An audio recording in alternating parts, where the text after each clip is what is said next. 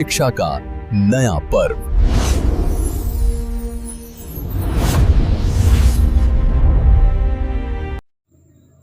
जय छत्तीसगढ़, जय जवाहर संगवारी हो। स्वागत है आप सभी का नौ पर्व एकेडमी में। मेरा नाम है नवीन बिंझाड़ेकर और जैसा कि आप सभी को पता है, हम छत्तीसगढ़ शिक्षक भर्ती की एक सीरीज़ लेकर के आए हैं जिसमें हम छत्तीसगढ़ शिक्षक भर्ती की पूरी तैयारी इस चैनल में आपको निःशुल्क कराने वाले हैं, जिसकी शुरुआत हमने ऑलरेडी कर रखा है। जिसमें हमने शुरुआत किया था बाल विकास एवं शिक्षा शास्त्र से, यानी कि सीडीपी से हमने शुरुआत की है, जिसका पहला क्लास जो था वो था वृद्धि और विकास के ऊपर, जिसमें हमने वृद्धि और विकास से रिलेटेड 16 क्वेश्चन को सॉल्व कर लिया है, जो कि बहुत इंपॉर्टेंट था। आज हम उसके आगे के क्वेश्चन को सॉल्व करेंगे।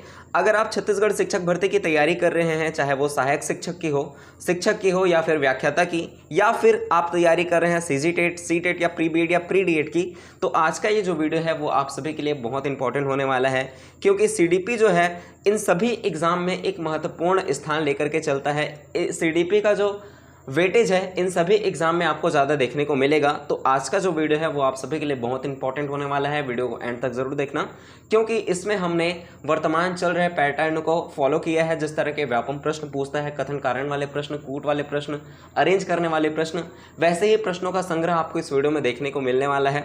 तो चलिए बिना किसी देरी के आज का जो हमारा वीडियो है वो हम स्टार्ट करते हैं। ध्यान रखेंगे, ये हमारा सेकंड क्लास है जिसमें हम आज शुरुआत करेंगे 17 नंबर के क्वेश्चन से। ठीक है, 16 तक के क्वेश्चन को हमने पहले क्लास में सॉल्व कर लिया है। अगर आपने वो वीडियोस नहीं देखी हैं तो डिस्क्रिप्शन बॉक्स में लिंक है, जाकर के वीडियो ज़रूर देख लेना, या फिर आप मेरे चैनल पर विजिट करेंगे, वहाँ आपको प्लेलिस्ट मिल जाएगी, जहाँ से जाकर के आप सारे वीडियो को आसानी से देख सकते हैं। चलिए हम शुरुआत करते हैं 17 नंबर के क्वेश्चन से। मैं जल्दी से उस स्लाइड पे ले आता हूं। जैसे आप देख पा रहे हैं, हमने कथन कारण वाले प्रश्न, कूट वाले प्रश्न, ये सभी प्रश्नों को सॉल्व कर लिया है, विथ एक्सप्लेनेशन हमने सॉल्व किया है। तो वीडियोस बहुत इंपॉर्टेंट है, जाकर के वीडियो ज़रूर देख लेना। ये था हमारा लास्ट क्वेश्चन, विकास सामान्य से किस ओर बढ़ता है, जिसका आंसर था विशिष्ट की ओर। विकास जो है वो सामान्य से विशिष्ट की ओर चलता है। एग्जाम्पल से हमने समझा था, जब कोई छोटा बच्चा होता है, जब हम उसे, मान लो एकदम छोटा बच्चा है, ठीक है, अब उसे हम एक पेन पकड़ाते हैं, मान लो एक पेन इसे हम पकड़ाते हैं, तो वो क्या करता है, अपनी पूरी मुट्ठी में इसको पेन को पकड़ता है। लेकिन जब वो बड़ा हो जाता है तब केवल 2 उंगली से वो इस पेन को पकड़ लेता है। मतलब पहले क्या था, वो सामान्य चल रहा था उसका विकास, मतलब वो पहले क्या, बड़े उसके मांसपेशियाँ विकसित हुई, फिर धीरे से सूक्ष्म, जैसे पहले हाथ उसका विकसित हुआ, उसके बाद उंगलियां विकसित हुई है, उसके बाद वो उंगलियों से पकड़ना लग गया था। ठीक है, तो सामान्य से विशिष्ट की ओर विकास की जो दिशा है वो सामान्य से विशिष्ट की ओर चलती है। ये सभी चीज़ें आपको ध्यान में रखनी है, जो कि हमने पहले डिस्कस कर रखा है। चलिए आज का वीडियो हम स्टार्ट करते हैं 17 नंबर के क्वेश्चन से। क्वेश्चन में दिया गया है, परिपक्वता का संबंध मुख्य रूप से किससे है। परिपक्वता की यहाँ पे बात हो रही है। ऑप्शन नंबर ए बुद्धि, ऑप्शन नंबर बी विकास, ऑप्शन नंबर सी सृजनात्मकता, ऑप्शन नंबर डी में दिया गया है रुचि। मैं सभी क्वेश्चन के लिए आपको 5 सेकंड का समय दूंगा, 15 ज़्यादा हो जाएगा, 5 सेकंड का समय दूंगा, जिसमें आप अपने आंसर को कमेंट में लिखिए और देखिए कि आपका जो आंसर है वो सही होता है या नहीं। अगर आप पहली बार तैयारी कर रहे हैं तो इस चैनल से जुड़ करके आप अपनी तैयारी को शुरू से शुरुआत कर सकते हैं। अगर आप पहले से तैयारी कर चुके हैं तो इसे एक रिविज़न के तौर पर लेकर के चलना, प्रैक्टिस सेट मान करके चलना। आप देखना इसमें कि आपका कितना क्वेश्चन जो है वो सही हो पा रहा है, क्योंकि मैंने इसमें बहुत important question, exam oriented question को मैंने इसमें सेलेक्ट करके लाया हुआ है। चलिए इसका देखते हैं आंसर। बोला जा रहा है परिपक्वता का संबंध मुख्य रूप से किससे है, तो परिपक्वता का मुख्य जो संबंध है वो है विकास से। ठीक है, एग्जाम्पल के जैसे समझते हैं।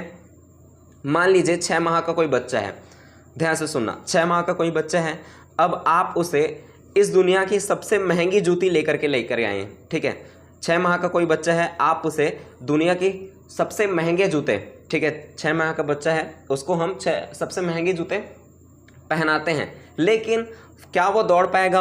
अभी वो मात्र 6 माह का है, वो दौड़ नहीं पाएगा। क्यों? क्योंकि जो उसकी मांसपेशियां हैं वो पूरी तरह से डेवलप नहीं हुए हैं, मतलब पूरी तरह से परिपक्व नहीं हुआ है। जब वो धीरे धीरे बड़ा होगा, जैसे वो 1 साल का होगा तब वो धीरे से खड़ा होना सीखेगा।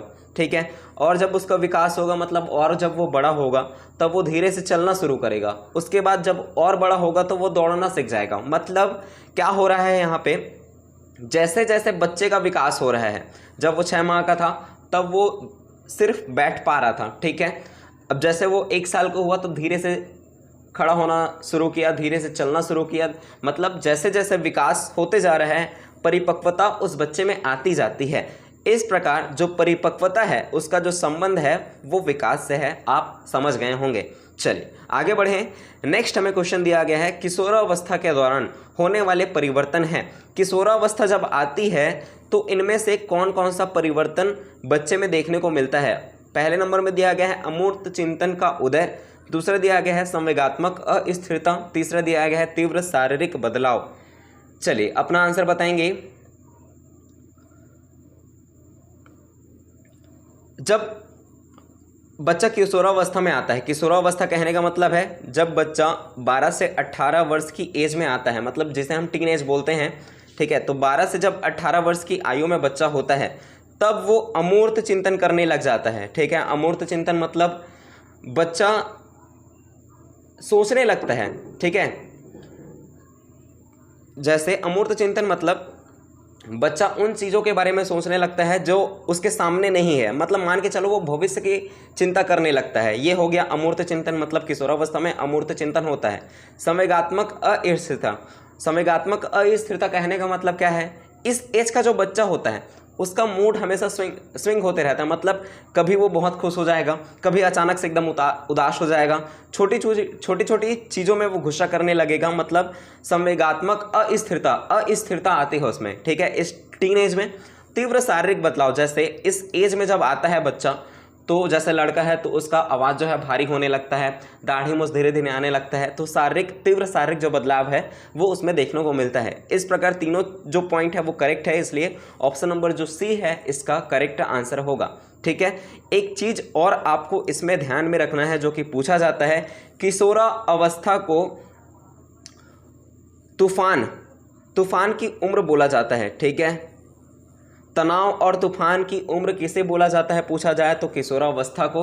ये चीज़ें हमने पहले जो क्लास ली है उसमें डिस्कस कर रखा है, और इसे जो किशोरावस्था है उसे तनाव और तूफान की अवस्था किसने बोला है ये भी चीज़ हमने डिस्कस कर रखा है। जैसे हमने इसके लिए एक ट्रिक देखा था, किशोरावस्था को तनाव, ठीक है, किशोरावस्था जो है उसे तनाव और तूफान की अवस्था बोला था किसने, तो उसे बोला था, उस मनोवैज्ञानिक का नाम है हॉल।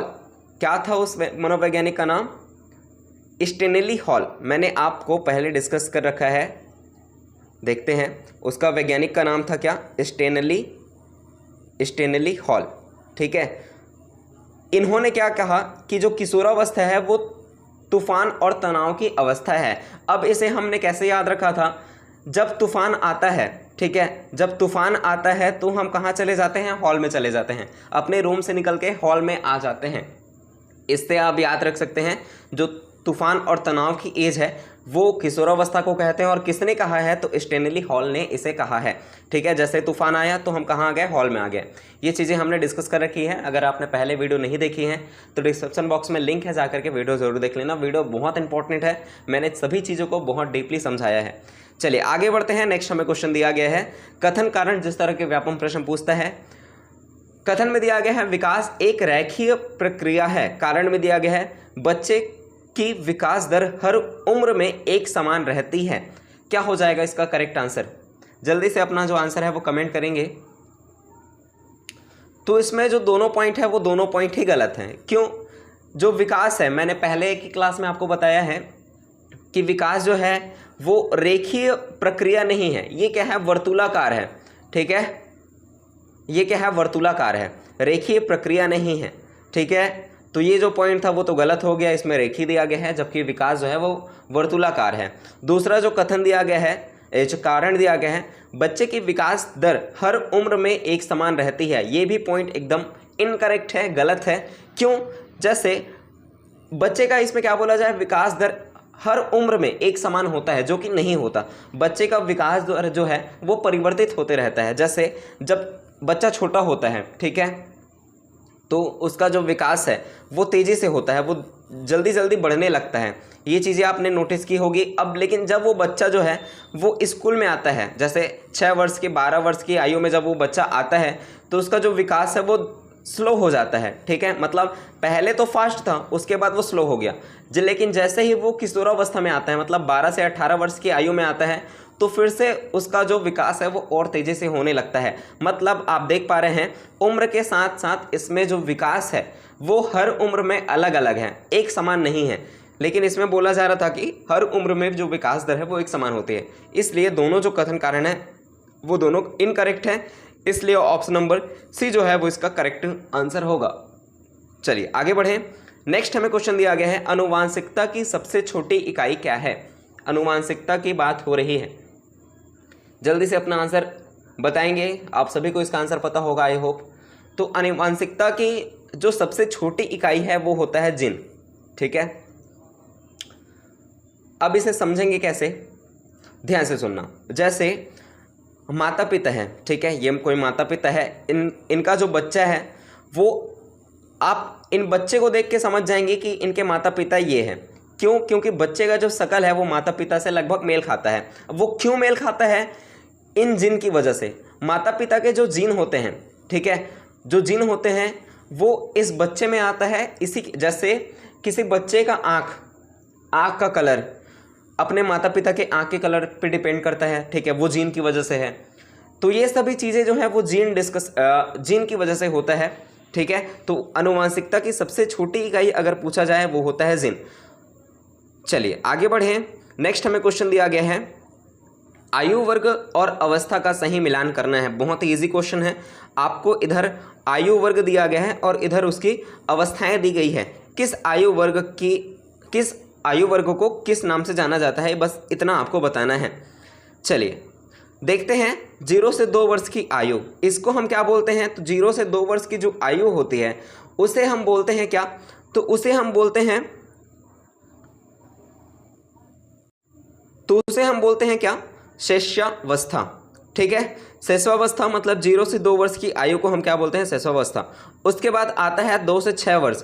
तो 2 से जो 6 वर्ष है इसे बोला जाता है पूर्व बाल्य अवस्था।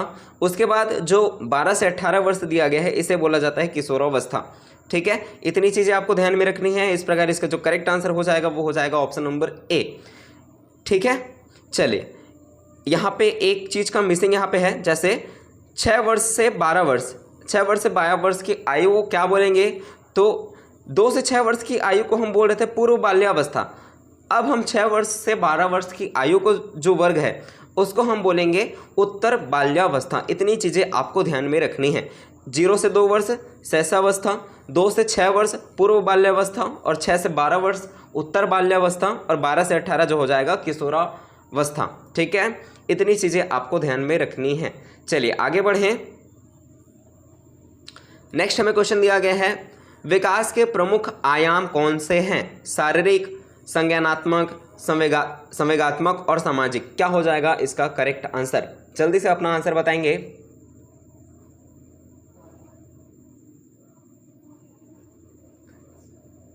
चलिए जल्दी कमेंट कीजिए।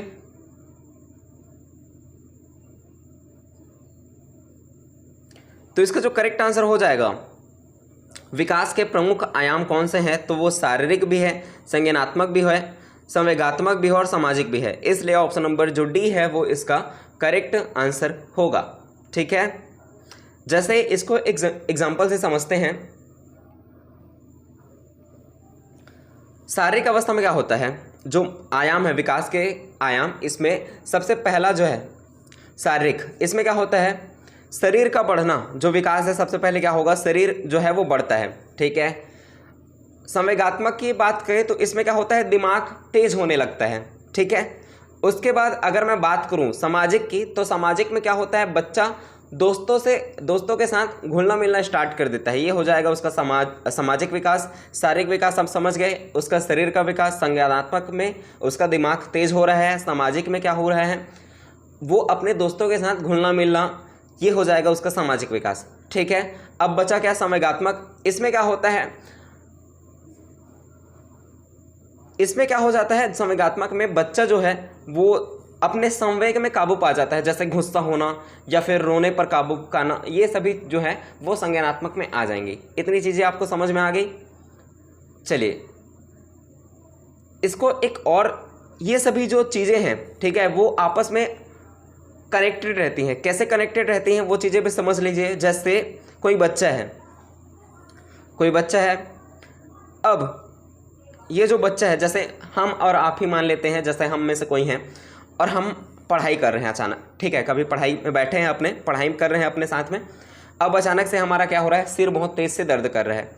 इसमें क्या हो रहा है, सिर हमारा बहुत तेज़ दर्द कर रहा है, मतलब शारीरिक हमें तकलीफ हो रही है, सिर दर्द कर रहा है। अब इसमें क्या करेंगे, जैसे हम सिर दर्द है तो हम पढ़ना छोड़ देते हैं, मतलब हमारा जो दिमाग है वो उतने अच्छे से काम नहीं कर पाता। मतलब ये संज्ञानात्मक जो दिमाग तेज़ चल रहा था वो सिर दर्द की वजह से थोड़ा स्लो चलने लगेगा। मतलब शारीरिक वजह से हमारा संज्ञानात्मक जो चीज़ है वो भी प्रभावित हुआ।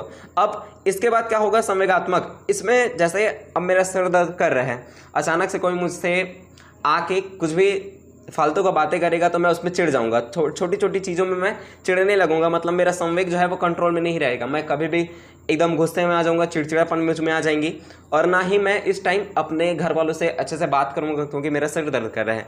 तो ये सभी चीज़ें जो हैं वो आपस में इंटरकनेक्टेड हैं, ये सभी चीज़ें आपको ध्यान में रखनी हैं, ठीक है। चलिए, सभी चीज़ें समझ में आई, आगे बढ़ें। नेक्स्ट हमें क्वेश्चन दिया गया है, किस अवस्था में बच्चा वस्तु स्थायित्व का गुण प्राप्त करता है। इंपॉर्टेंट क्वेश्चन है, वस्तु स्थायित्व का गुण प्राप्त करता है बच्चा किस अवस्था में। ऑप्शन नंबर ए पूर्व संक्रियात्मक, ऑप्शन नंबर बी मूर्त संक्रियात्मक, ऑप्शन नंबर सी संवेदी गामक, ऑप्शन नंबर डी औपचारिक संक्रियात्मक। चलिए जल्दी से अपना आंसर बताएंगे।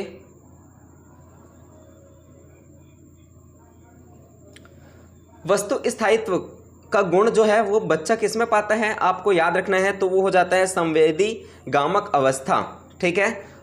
इस अवस्था में बच्चा वस्तु स्थायित्व का गुण प्राप्त कर लेता है। जैसे इसको एग्जांपल से समझिए, जैसे कोई छोटा सा बच्चा है, ठीक है, साल भर का या 6 महीने साल भर का बच्चा है, छोटा सा बच्चा है। अब उसके सामने एक खिलौना रखा है, मान लीजिए कोई खिलौना है, बच्चा जो है वो 6 माह का है मान करके चलिए। अब इसके सामने एक खिलौना है, ठीक है। अब हम क्या करेंगे, इस बच्चे को बिना दिखाए इस खिलौनों को हम क्या करते हैं, छुपा देते हैं कहीं पर, ठीक है। मान लीजिए इसे मैं तकिया के नीचे रख देता हूँ, ठीक है, इसे मैंने छुपा दिया तकिया के नीचे, मान लीजिए मैंने तकिया के नीचे से छुपा दिया। अब इस बच्चे के सामने ये जो खिलौना था, ठीक है, वो दिखाई नहीं दे रहा है, तो बच्चा क्या समझता है कि वो खिलौना है ही नहीं यहाँ पर, ठीक है। लेकिन वो जैसे ही बड़ा हो जाता है, जैसे लगभग वो 1.5 से 2 साल के बीच में आता है, तो उसमें संवेदी गामक जो अवस्था है उसका अंत हो जाता है, ठीक है। इसमें क्या होता है, अब जैसे बच्चा 1.5 साल या 2 साल का हो गया, अब इसके सामने मैं इस जो खिलौना रखा था उसको मैं छुपाऊं, अगर तकिया के नीचे लेके जाऊं, तो वो बच्चा इतना तो समझ गया है कि वो जो खिलौना है वो गायब नहीं हुआ, इस दुनिया में है, वो कहीं ना कहीं छुपा करके रखा गया है। तो वो बच्चा उस चीज़ को ढूंढने लग जाता है, ठीक है। इतनी चीज़ें आपको समझ में आई।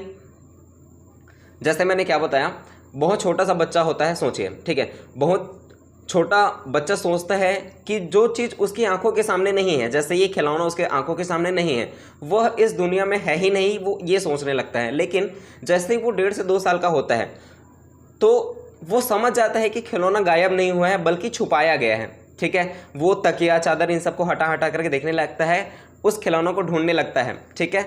मतलब उसमें जो वस्तु स्थायित्व का जो गुण है वो उसमें आ जाता है। इतनी चीज़ें समझ में आई। चलिए आगे बढ़ें। नेक्स्ट हमें क्वेश्चन दिया गया है, कथन दिया गया है, स्कूल बच्चों के सामाजिकरण की एक द्वितीय संस्था है। पहला दिया गया, कारण में दिया गया है, परिवार सामाजिकरण की पहली पाठशाला है। क्या हो जाएगा करेक्ट आंसर। कथन कारण वाले प्रश्न व्यापम के अभी हाल में बहुत ट्रेंड में चल रहा है, ऐसे ही प्रश्न आपको देखने को मिलेगा। वैसे ही प्रश्न मैंने इसमें डिज़ाइन किया है। आई होप कि आपको सभी चीज़ें समझ में आ रही होंगी।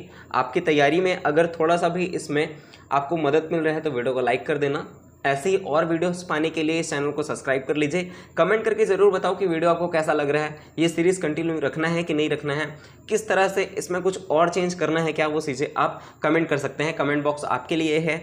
चलिए, तो इसमें जो कथन दिया गया है, स्कूल बच्चों के सामाजिकरण की एक द्वितीय संस्था है, ये जो पॉइंट है वो तो एकदम करेक्ट है। कारण पढ़ लेते हैं, परिवार सामाजिकरण की पहली पाठशाला है, तो ये जो पॉइंट है वो भी करेक्ट है। जैसे कोई बच्चा है, आजकल के जैसे बच्चे आप देखते हैं, उनको घर में ही सभी चीज़ें सिखाने लग जाते हैं उनके माता पिता, ठीक है। जैसे नमस्ते करना, ये सभी चीज़ें वो बच्चा अपने घर से ही सीख लेता है। मतलब इससे क्या समझ आ रहा है कि परिवार जो है वो सामाजिकरण की पहली पाठशाला है। बच्चा पहला कुछ भी चीज़ सीखता है तो वो अपने घर में सीख रहा है। उसके बाद जैसे ही वो बड़ा होता है तो वो कहाँ जाता है, स्कूल जाता है। उसके बाद वो स्कूल में जाकर के अपने ज्ञान को प्राप्त करता है। मतलब पहले तो वो इस घर में प्राप्त किया, ठीक है, उसके बाद वो स्कूल में जाकर के प्राप्त किया है। तो जो परिवार है, जो हमारा घर है, वो सामाजिकरण की पहली पाठशाला है, पहला स्कूल हो जाएगा। उसके बाद जो स्कूल है वो सामाजिकरण का द्वितीय संस्था हो जाएगा। ये दोनों चीज़ें जो सही हैं और जो कारण है वो कथन की सही व्याख्या करता है, इसलिए इसका जो सही आंसर हो जाएगा वो हो जाएगा ऑप्शन नंबर ए। जो कथन और कारण दोनों सही हैं, साथ ही कारण जो है वो कथन की सही व्याख्या करता है। चलिए नेक्स्ट हमें क्वेश्चन दिया गया है, व्यक्तिगत भिन्नता का प्रमुख कारण क्या है। ऑप्शन नंबर ए, केवल माता पिता का रंग रूप। ऑप्शन नंबर बी, दो व्यक्तियों के शारीरिक, मानसिक और संवेगात्मक गुणों में अंतर। तीसरा दिया गया है केवल अमीर और गरीब का अंतर। चौथे में दिया गया है केवल शहरी और ग्रामीण का अंतर। व्यक्तिगत भिन्नता की बात हो रही है तो आपको याद रखना है, व्यक्तिगत भिन्नता जो है वो इस दुनिया में चाहे जुड़वा भाई बहन है, ठीक है, कोई जुड़वा भाई बहन है, उनमें भी सभी चीज़ें, दोनों में सभी चीज़ें समान नहीं होंगी, ठीक है, उनमें भी कुछ न कुछ भिन्नता पाई जाएगी। दोनों इस दुनिया में जितने भी लोग हैं वो कोई, जैसे वो चाहे जुड़वा भी क्यों ना हो, उनमें कुछ न कुछ चेंज होगा ही, ठीक है। तो इसमें क्या होगा, दो व्यक्तियों के शारीरिक, मानसिक और संवेगात्मक गुणों में अंतर की वजह से व्यक्तिगत भिन्नता पाई जाती है, ठीक है। तो इसमें व्यक्तिगत भिन्नता का प्रमुख कारण पूछा जाए तो वो हो जाएगा दो व्यक्तियों के शारीरिक, मानसिक और संवेगात्मक गुणों में अंतर होता है। ऑप्शन नंबर बी जो है वो इसका करेक्ट आंसर हो जाएगा, ठीक है। इतनी चीज़ें समझ में आई आपको, समझ में आ गई ना। चाहे वो जुड़वा बच्चा ही क्यों ना हो, जैसे कोई जुड़वा भाई बहन या जुड़वा बहन बहन या जुड़वा भाई भाई भी हो, तो उनमें भी चाहे बुद्धि हो वो उसमें अंतर मिलेगा, या तो उनके शक्ल सूरत में अंतर देखने को मिलेगा, ठीक है। जैसे ए है, ये बी है, ये दोनों जुड़वा हैं, ठीक है। हो सकता है इनका फेस मिलता जुलता हो, लेकिन इनकी बुद्धि अलग अलग होगी, सोचने की क्षमता अलग अलग होगी। साथ ही जैसे इसको खेलने में रुचि है तो इसको पढ़ने में रुचि हो सकती है। ये सभी चीज़ें जो है इनमें अंतर होगा ही। दुनिया में कोई भी व्यक्ति समान नहीं है, ठीक है, सब में व्यक्तिगत भिन्नता पाई जाती है। इतनी चीज़ें आपको ध्यान में रखनी है। चलिए नेक्स्ट क्वेश्चन, बहुत इंपॉर्टेंट क्वेश्चन है। बुद्धि लब्धि यानी कि IQ मापने का संशोधित सूत्र किसने दिया है। संशोधित सूत्र बोला जा रहा है, ध्यान में रखना। चलिए अपना आंसर बताएंगे। ऑप्शन नंबर ए में दिया गया है, बी नहीं, ऑप्शन नंबर बी में दिया गया है स्टर्न, ऑप्शन नंबर सी में दिया गया है टर्मर, ऑप्शन नंबर डी में दिया गया है थार्नडाइक। तो IQ मापने का जो संशोधित सूत्र है वो दिया था टर्मन ने, ठीक है। ऑप्शन नंबर सी जो है वो इसका करेक्ट आंसर होगा, ठीक है। इतनी चीज़ें आपको समझ में आई। अब आप कमेंट में मुझे ये बताइए कि बुद्धि लब्धि मापने का सूत्र क्या होता है। कमेंट ज़रूर करना, ठीक है। बुद्धि लब्धि मापने का सूत्र क्या होता है, कमेंट में ज़रूर बताना। चलिए कुछ और इम्पॉर्टेंट चीज़ें हैं, मैं वहाँ पे आपको बता देता हूँ। जैसे बुद्धि लब्धि यानी कि IQ मापने का सूत्र आप मुझे बताएंगे, ठीक है। अब मैं यहाँ पे आपको इम्पॉर्टेंट चीज़ें बता रहा हूँ। जैसे किसी बच्चे का बुद्धि लब्धि यानी कि IQ लेवल जो है वो आता है, मान लीजिए 90 से 110 के बीच। जैसे यहाँ पे ध्यान रखना आप, जैसे कोई बच्चा है उसका जो बुद्धि लब्धि यानी कि जो IQ लेवल है वो 90 से 110 के बीच में आता है, तो उसे हम क्या बोलेंगे, उसका जो बुद्धि है वो कैसा रहेगा। तो इस लेवल का जो रहेगा IQ यानी कि 90 से 110 के बीच, तो उसकी बुद्धि यानी कि IQ लेवल में क्या बोलूँगा, सामान्य बुद्धि का होगा वो, ठीक है। ये चीज़ें ध्यान में रखना, बहुत इंपॉर्टेंट चीज़ें हैं, ठीक है। अगर किसी बच्चे का बुद्धि लब्धि यानी कि IQ लेवल जो है वो 90 से 110 के बीच में आ रहा है तो हम क्या बोलेंगे, उसे सामान्य बुद्धि। अब आगे बढ़ते हैं। अगर किसी बच्चे का IQ लेवल 110, ठीक है, 110 से 120 के बीच में आता है, तब उसे हम क्या बोलेंगे, तो हम उसे बोलेंगे श्रेष्ठ बुद्धि। श्रेष्ठ बुद्धि का बालक समझेंगे हम उसे। अब आगे देखते हैं। और अगर किसी बच्चे का जो IQ लेवल है वो 120 से 140 के बीच में आता है, तो उसे हम क्या बोलेंगे, प्रखर बुद्धि। ठीक है, प्रखर बुद्धि। इतनी चीज़ें आपको ध्यान में रखनी है। एक और आपको याद रख लेना है, जैसे किसी बच्चे का IQ लेवल 140 से ऊपर आता है, ठीक है, तो उसे हम क्या बोलेंगे, प्रतिभाशाली बालक बोलेंगे या प्रतिभाशाली बुद्धि बोलेंगे। ठीक है, ये चीज़ें आपको ध्यान में रखनी है, बहुत इंपॉर्टेंट चीज़ें हैं।